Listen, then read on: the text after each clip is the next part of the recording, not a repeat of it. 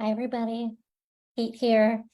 And today I'm just doing a quick Facebook Live on hacking your workflow, working smarter, not harder. And I might surprise you today with what I'm going to talk about, but why work smarter, not harder? For obvious reasons. I want more rest, more work-life balance, continued work motivation.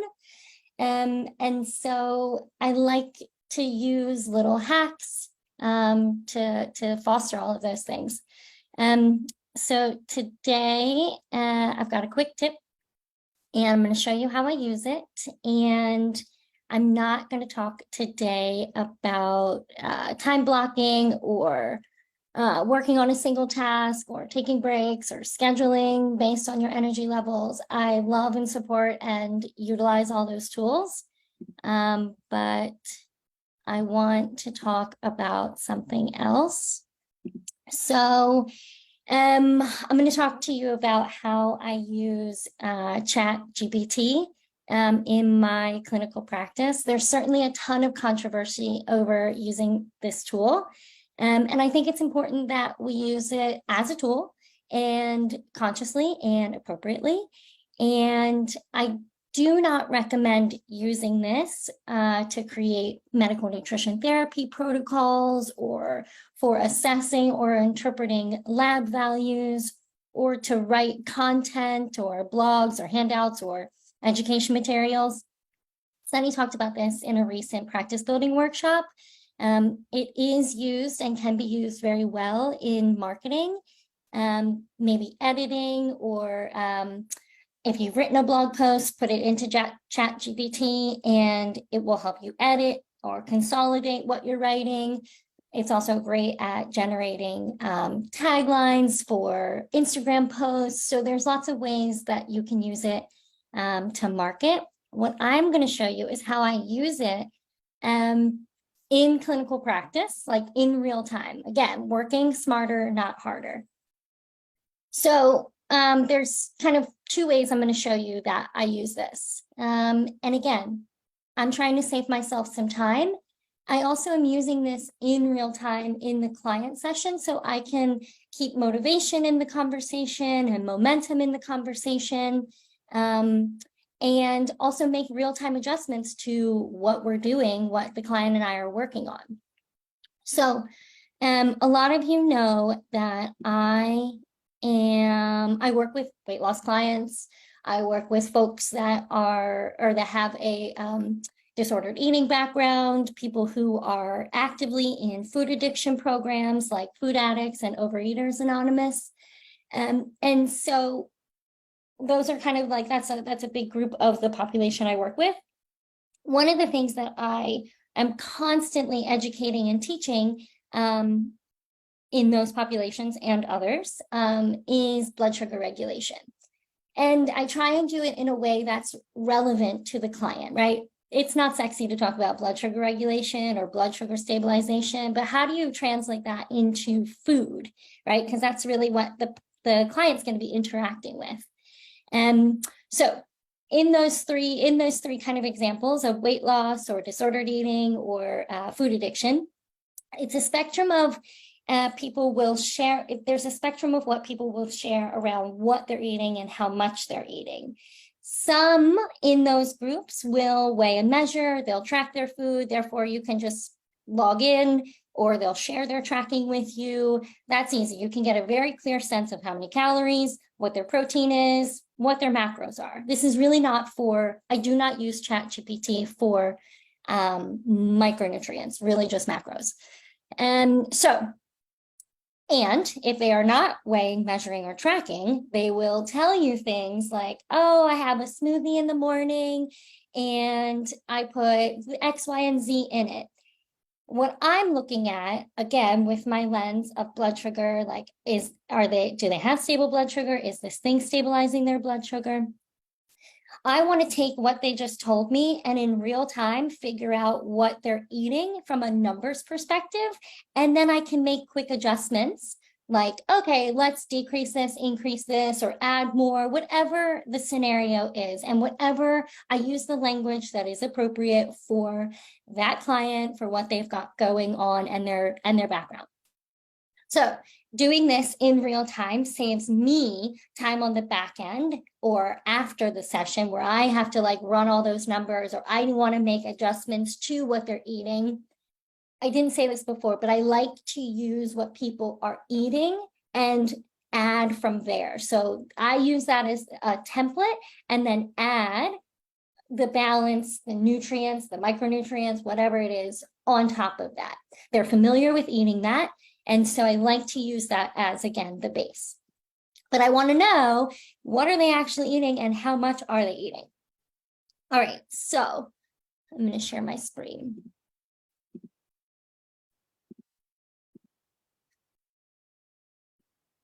Okay, so Chat GPT. My partner is in the tech industry, so I don't know, but we pay for it. I don't know what.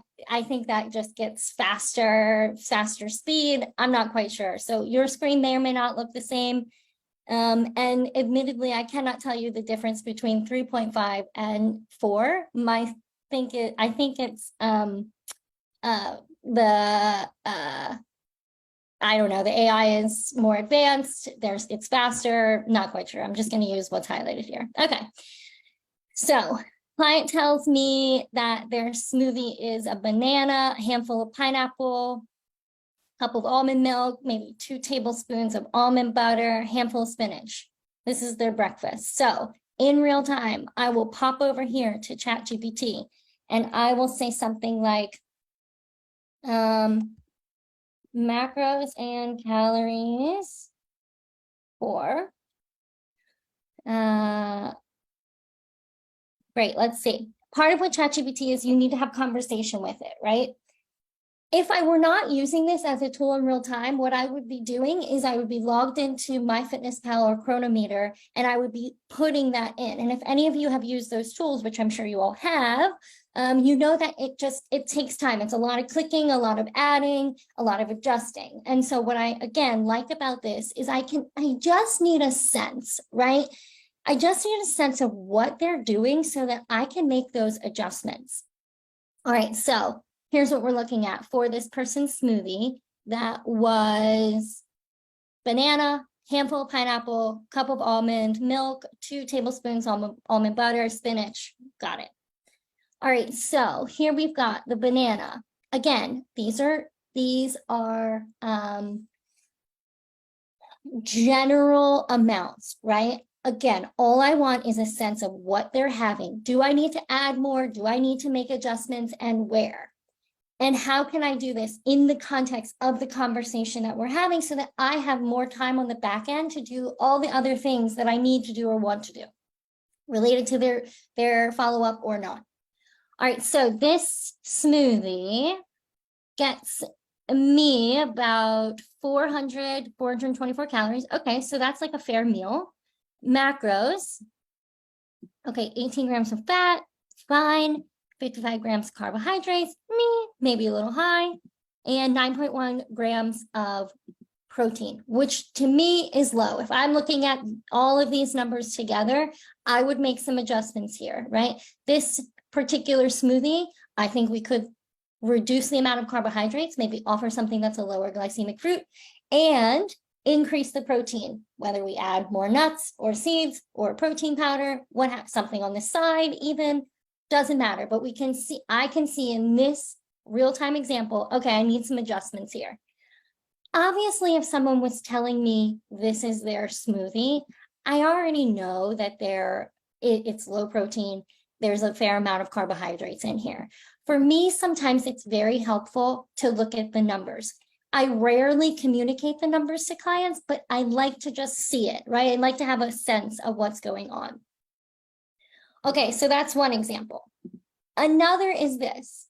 Again, this is very specific to the patient population that I work with, but again, it's just to illustrate how you can use this. So in my clients that are in FA or OA, they come to me for a meal plan. There are differences in those 2 models, which I won't get into. So they're coming to me for a meal plan. They want some structure around how much food they're consuming. So depending on the program that they're in, depending on their whole journey with food and where they are in their healing journey, it will influence how I language how much they need to eat, whether we're using measuring tools like ounces or measuring cups, or if we're using hand measurements. It really just depends. And for some people, it depends on the nutrient. They will hand measure some or actually measure in with a scale others. So this is very, very specific to the client and what I know they need. Again, so what I communicate to them may be different than what I have on the back end in my notes. So here's another example. So I want to give this client some options for breakfast. And I know this client needs a certain calorie because I've done their 8-I'm assist. They want to lose weight. They're in their food program. It's part of what they're desiring and they're coming to me for. I'm creating a meal plan that's going to foster that. So for this particular client, weighing and measuring, there's a bit of a fuzzy area here. So I like to use, I want to use the numbers or the measuring tools that they feel comfortable with. So actually, if I'm looking at this client wanted more structure around measuring. How much, Kate? I want to be very clear on how much I'm eating. The scale does not lie to me. And I need to trust that. So that's this person's scenario. All right, so I created a few options. I've got an egg veggie scramble, I've got a savory oatmeal bowl, and I've got a smoothie. So same thing, I want to know how much does this all add up to? So in my notes, I'm just going to copy and paste. Again, this is similar to what I just sent. Calories and macros for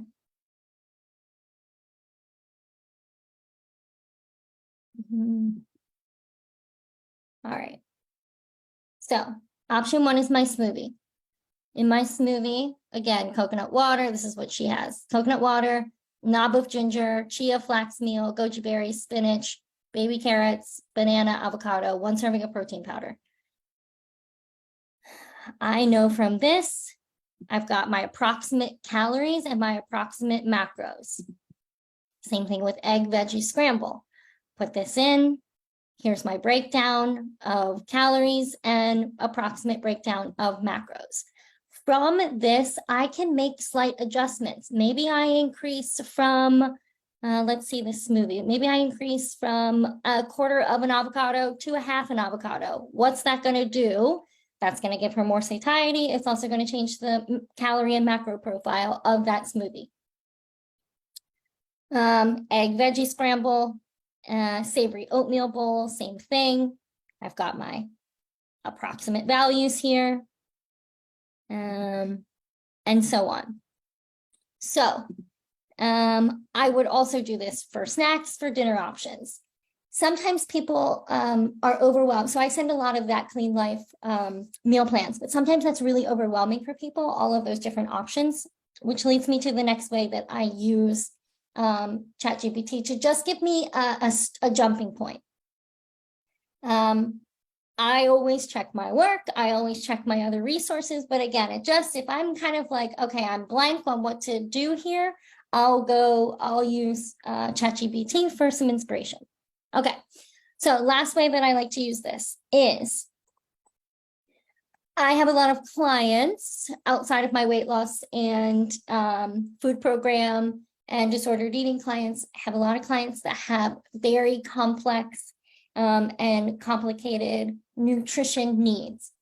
They've got long-term mast cell, mold, dysbiosis. They've been on AIP for a long, long time, and they're reacting to FODMAP foods. So they come to me, they're in need of food support and food clarity and simplicity, because as you know, therapeutic diets can be very challenging for people. there's not a lot of resources or they're overwhelmed by the resources. So I am there my support is to simplify. So more recently, I had a client come to me. She's been a long-term AIP and low FODMAP and doesn't know what to have for breakfast, lunch, dinner. So as we're talking, and I'm getting clarity because there's a spectrum of when people are on long-term therapeutic diets. Are they on the elimination phase? Are they on the reintroduction phase? Is there some gray area in between? What have they found? So in real time, I am getting clarity on what foods are a yes, what foods are a no. I'm comparing that to the list of AIP, what's excluded, what's included, and to low FODMAP. So I might ask Chat GPT whether this is in the session or sometimes after, again, to just save me some time, right? Give me some instant inspiration is perhaps what this is. All right, so let's say this client wants breakfast options. All right, so I'd go to Chat GPT and I've got, send me 5 breakfast options, no recipes. I don't want recipes, that's overwhelming to her. I just want to know, like, this food plus this food plus this food. What could that be for breakfast? That are AIP and low FODMAP. All right, so we've got an AIP smoothie, a low FODMAP, quinoa porridge, breakfast hash, chia pudding, veggie omelet. Let's say she doesn't like chia pudding or quinoa. 5 more without quinoa or chia pudding. Okay, we've got a sausage skillet, green plantain pancakes, turmeric ginger breakfast smoothie, breakfast hash browns, AIP, avocado, bacon boats. So from this point, what I would do is I'd go through these. I've had this conversation with the client. I know their preferences, and I might pull out a few of these. I may link a recipe. I may just write out, okay, start with, I may just write out the smoothie, for example. It doesn't matter. I'm just using the Chat GPT as some inspiration. Like, all right, I've got AIP and low FODMAP. How do I fit these things together? If any of you have done AIP, it's a very hard, breakfast is very challenging because it excludes all of our, very American breakfast options. So I use this as inspiration. I check my work. I'd get on Monash, I'd clarify, I'd get into my notes, make sure these are foods that they like. I combine all of those different elements. I send them 5 options for breakfast. All right. So those are a few ways in which I am using AI, in this instance, Chat GPT. And we can open dialogue if you think that if you think that these are appropriate ways or inappropriate ways to be using this, let me know. Let's chat about it. Again, this is a way that I am using a tool to work a bit smarter, not harder. Outside of this, what would I be doing? I'd be like scrolling on the internet. I'd maybe be in Pinterest looking for recipes for people, maybe creating something in That Clean Life. I'd be using MyFitnessPal or Chronometer, which I still use all of those tools. What I'm suggesting is a way that you can use this AI model to just give a little inspiration, to maybe keep the conversation going as you're working with a client. So then on the back end, you've got it all written down in your notes. You've agreed upon it with the client. It's not all this back and forth or let me think about it, get back to you, which not that that's a bad model. I just don't always have time for that level of back and forth. So let me know if this is how you're using it, or if you do use it in this way, let me know how it goes. And I'll see you again. Okay, bye.